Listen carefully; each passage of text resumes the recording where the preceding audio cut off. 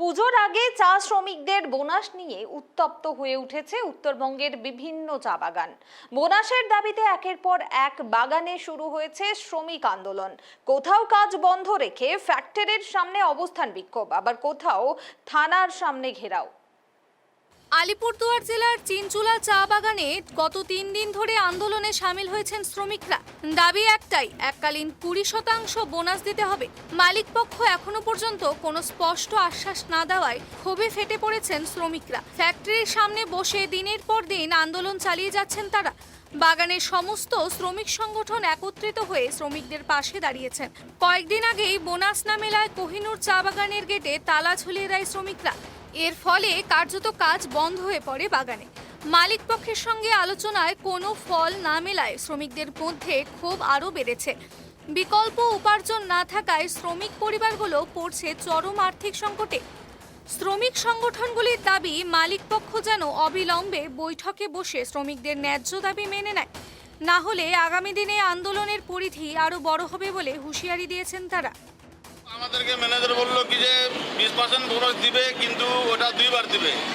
এটা একবার পূজার আগে 10% আর হোলির আগে 10%। কিন্তু আমাদের তো নিউজ অনেক আছে, যে টাকাটা ও পিএফ এর টাকাটা দিতে পারে নাই।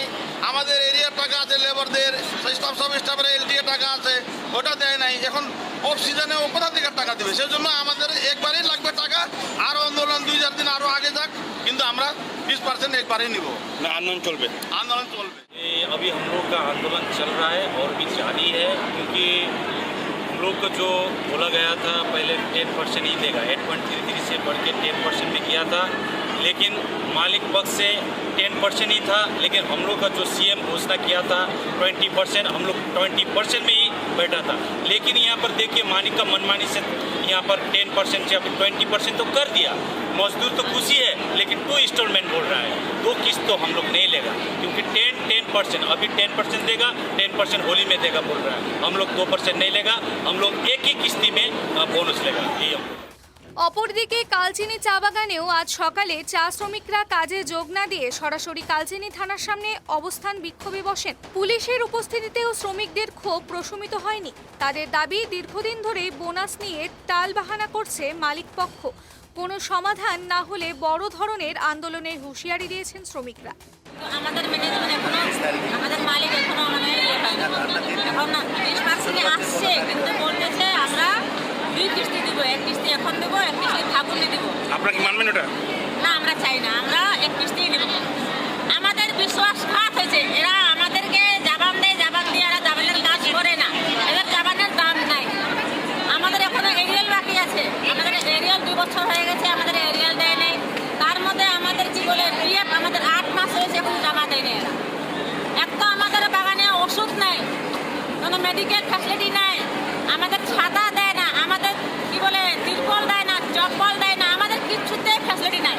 একটা যদি আমাদের পাতির রুমাল দেয়, আমরা যদি ভালো করে ওটা বাগানে নিয়ে যাই, তাহলে আমাদের কি 15 দিনও ভালো দিন লাস্টিং হয় না, মানে একদম চোখ হয়ে যায়। আমরা সেলাই করি, কিন্তু যার টাকা আছে সব কিনে নিয়ে যায়। আমরা নিজের টাকা দিয়ে কিনে হয়তো আমরা বাগানের কাজ চালাই। আমাদের এরা খুব শাসনে রাখছে, ব্রিটিশ শাসন থেকে বেশি রাখছে এরা আমাদের। মানে আপনারা 2 কিস্তি মানবেন না? না, আমরা 2 কিস্তি বোনাস কিস্তিতেই নিব না। আন্দোলন চলছে, আমাদের আন্দোলন চলছে আর চলতে থাকবে। যদি না হয় তাহলে আমরা রোড জাম। চা বাগানে শ্রমিকদের পাশে রাজনৈতিক নেতারাও। 78 जिसमें अप्रोक्स 90% बागान बोनस दे चुका। ये बागान प्रत्येक बार कुछ ना कुछ झमेला में आता है, झमेला होता है।